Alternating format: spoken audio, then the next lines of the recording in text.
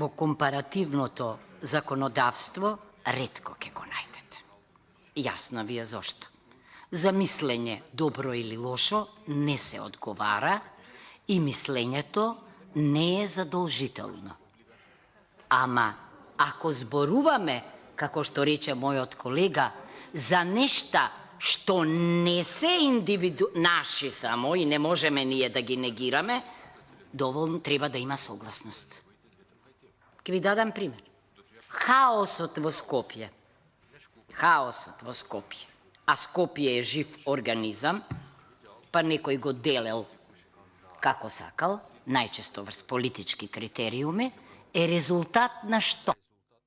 На тоа што кога градат општините или за деталните планови, добиваат мислење од градот Скопје. Да имаше согласност, немаше да имаме ние хаос, па да не знаете дали сте во Скопје кога ќе влезете во општина, некој или не.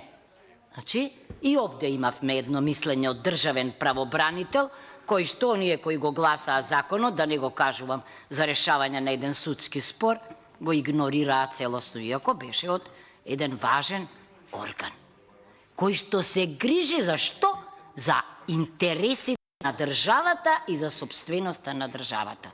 Затоа ние сметаме дека и овие 35 и колку невладини организации, дека се работи за премногу важни нешта, за да ги оставиме само на мислењето како еден индивидуален начин.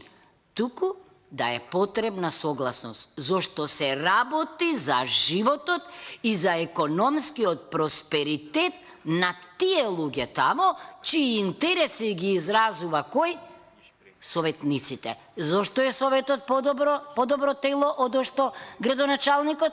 Па заради тоа што истата состојба како овде има плурализам, има јавност, има поголеми шанси за транспарентност и на крај некој ќе го подсети Советот дека дал согласност за проект за кој што не смел да даде или обратно дека не дал, значи согласност за нешто што требало да биде одобрено.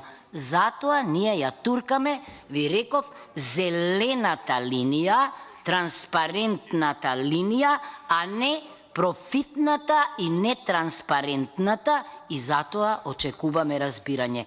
Не е во прашање разлика на концепти, оти не може да има концепт ако нема одговорност и ако нема задолжителност. Тоа е, реков веќе, колку да се стори ред.